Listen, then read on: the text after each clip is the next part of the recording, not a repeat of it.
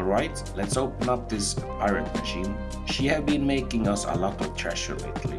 But first, power off. We don't want this sneaky machine to turn out by itself. Today we are swapping some bottles for cans to boost our profit even more. Inflation has been going wild lately. Prices are shooting straight to the moon. But luckily, we have made some pretty sweet deal recently. That means our customer don't need to take the full hit. We are doing our best to keep price steady for as long as we can.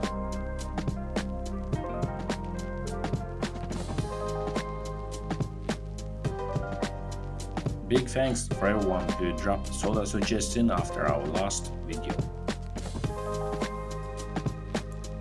We are trying out some new flavors over the next few weeks. It's always exciting to mix things. And guess what? This machine has now a mystery soda option. You press it and boom, surprise! A totally unexpected taste adventure.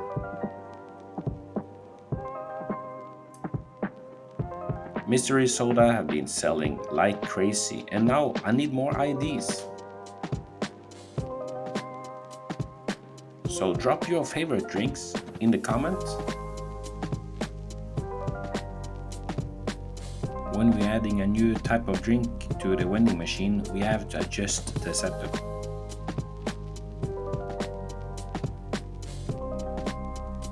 That means adjusting the shims, rotors, can position and product stop plate in the back, so the can drop just right.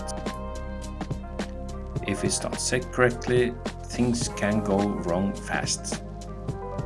You might crush a can, get too many drinks, or get nothing at all. That's why I'm testing every single product behind the scene before I closing the door to this pirate machine.